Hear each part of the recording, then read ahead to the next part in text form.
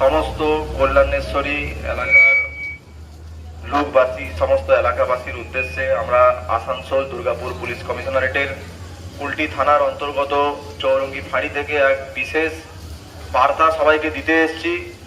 এই প্রচার আজকে একটা সচেতনতামূলক প্রচার অভিযান। আপনাদের সবাইকে কয়েকটা বিষয় আমরা বলতে চাইছি।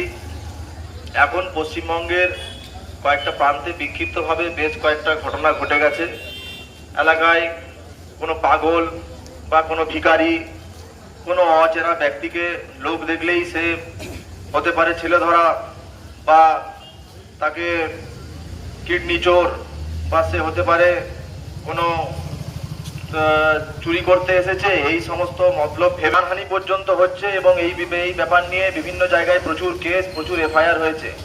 আপনাদেরকে আমরা চৌরঙ্গি ফাঁড়ির পক্ষ থেকে সচেতন করে দিতে চাইছি এবং একই সাথে আপনাদের জানিয়ে দিতে আসে সে হতে পারে কোনো ভিখারি, হতে পারে, যেহেতু এটা ঝাড়খণ্ড সীমান্তবর্তী এলাকা, নানা প্রয়োজনে কোনো অপরিচিত আপনাদের থাকতেই পারে এলাকাতে আসবে। সুতরাং সে যে চোর বা সে ছেলে চুরি করতে এসেছে বা ছেলে ধরা, এই ভেবে তাকে ঘিরে মারধর করে তাহলে আপনারা সরাসরি পুলিশের সাথে যোগাযোগ করুন। পুলিশ প্রশাসন আছে, তার জন্য আপনারা ফোন করেন, আমরা সাথে সাথে সেখানে আসবো, আমাদেরকে হ্যান্ড ওভার করে দেবেন।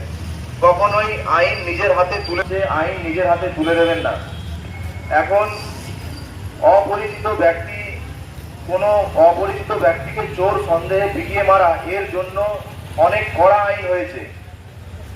দেশের আইন পরিবর্তন হয়েছে, সেই আইনে প্রচুর কড়া শাস্তি এবং এর জন্য ছেলে ধরা, সন্দেহ, আটক করে একটা ঝামেলা সৃষ্টি করা, এই সমস্ত পরিস্থিতি কোনো অবস্থায় তৈরি করবেন না। আমরা চৌরঙ্গি পুলিশ ফাঁড়ি কুলটি থানার পক্ষ থেকে এলাকায় আছি।